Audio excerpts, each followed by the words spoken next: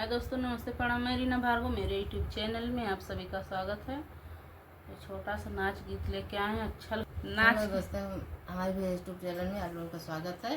अब पुराना गाना है, आप लोग अपना प्यार दुलार देना। बहुत अच्छा गाना है, खूब बढ़िया से कमेंट में बताना।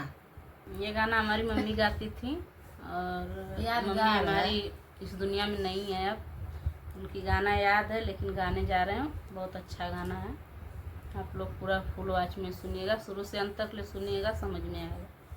सब ही तजाला हो पूरा बनी जिया बलमुआ हमारा जाला, आई रे विदेशवा बलमुआ हमारा जाला। सब ही तजाला हो पूरा बनी जिया बलमुआ हमारा जाला, आई रे विदेशवा बलमुआ हमारा जाला, आई रे विदेशवा बलमुआ हमारा जाला। सब ही तबे जाला रुपया से पैसा बलमुआ हमारा भेजा, लाहो का दवा बलमुआ हमारा भेजा, लाहो का दवा बलमुआ हमारा भेजा। सब ही तबे जाला रुपया पैसा बलमुआ हमारा भेजा, लाहो का दवा बलमुआ हमारा भेजा, लाहो का दवा बलमुआ हमारा भेजा।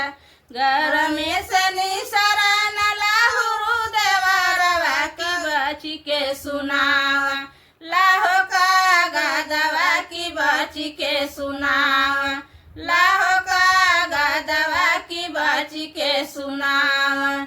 सब ही निरे खाला रुपया पैसा की हम हूँ निरेखी, लाहो का दवा की हम हूँ निरेखी, लाहो का दवा की हम हूँ निरेखी।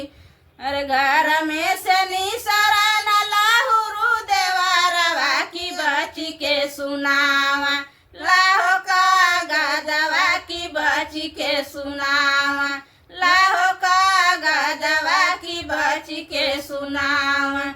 एक वरिया लिखल भौजी हंसी खुशी लतिया की, एक वरिया लिखल बाई हो बीरो दवा की, एक वरिया लिखल बाई हो बीरो दवा की, एक वरिया लिखल, एक वरिया लिखल भौजी हंसी खुशी लतिया की, एक वरिया लिखल बाई हो बीरो दवा की, एक वरिया लिखल बाई हो बीरो दवा की, एक वरिया लिखल।